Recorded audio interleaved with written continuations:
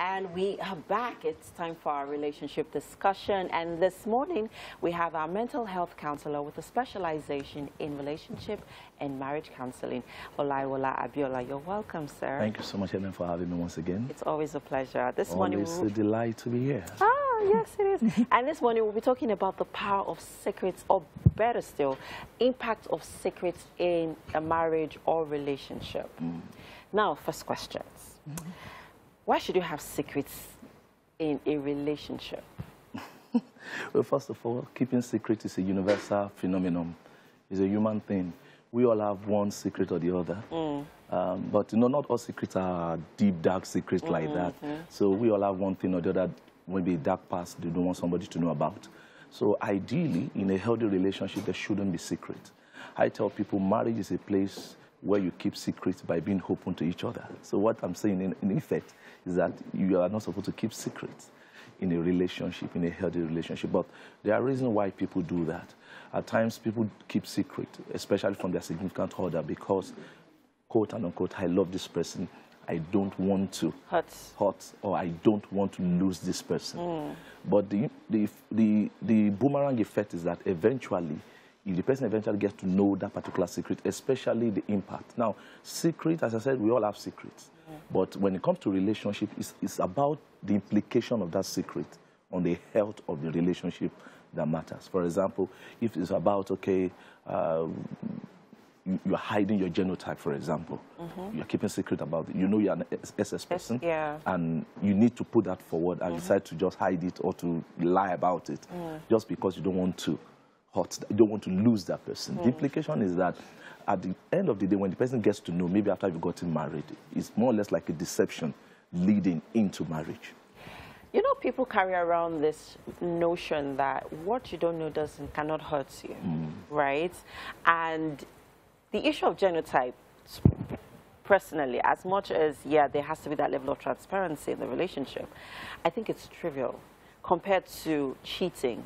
In a relationship where I am, let's assume that I am in an adulterous affair, and I'm not disclosing this. Of course, you can't tell your partner, but you're keeping it a secret. Is it not better if the partner does not know? You see, our realities differ. Yeah.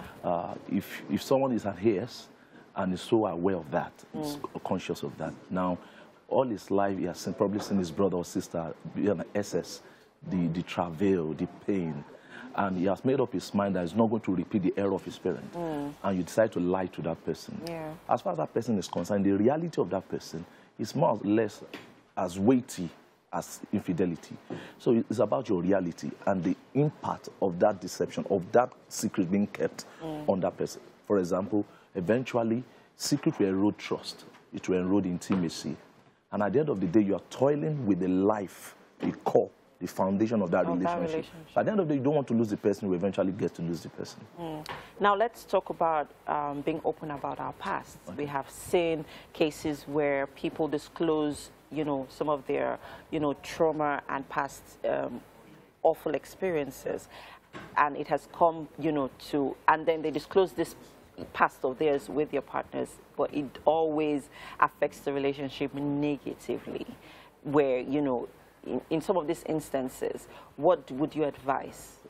Basically, I tell people, you only reveal secret based on the level of commitment in that relationship. You don't come to a relationship today and start telling the person everything about you. You want to, first of all, look at the level of commitment. So you reveal as commitment level grows. And there are some things that, because of the reality... Say that again. That just struck a chord. Yes, you reveal as commitment level grows. So at times people are not ready for that. But after some time they've spent time with you, you've bonded to an extent, then you now know this is the best time to tell. Because deferring it beyond that can also be detrimental to the relationship. So, for example, probably you've had one or two, for example, abortion, and you are not sure your safety or the times of probability to bring forth a child.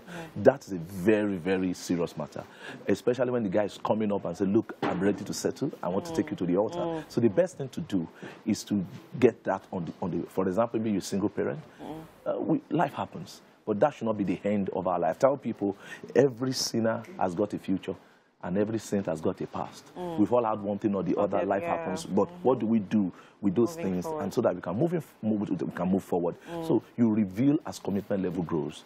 And if you think it's a thing you need, that's why even during my exchange of marital vows, you'll be told, is any of you, do you have any knowledge of anything that can be an impediment why you should not be joined? Because if you've been joined without revealing, know that this marriage is null and void ab initio. So the best thing to do is to open up, because when you open up, it also gives you some level of a mental release, so to say, because keeping secrets, especially those dark ones, have been found to bring about anxiety, depression, and other mental health challenges. So the best thing to do is to come up with them.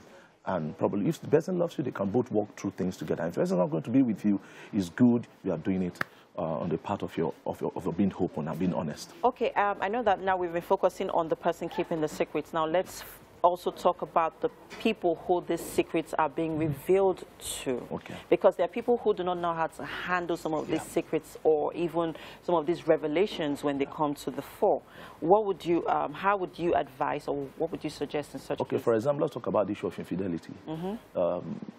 Find the person, now you have to open up and come clean, but you may not necessarily, you may spare them the details, the nitty-gritty, because we are imaginative people. So whatever you say will remain with the person. So you want to look at it and find a way not to just... They need to know what they call issues. Something happened, but not necessarily telling them the details, how the thing played out. Because after all, it's going to remain in their mind. And they probably may even need to go for therapy. So that, because infidelity, for example, it takes an average of 18 to 24 months to get over it. Wow. Yeah. Even for some people, even for a really long time, like you never forget.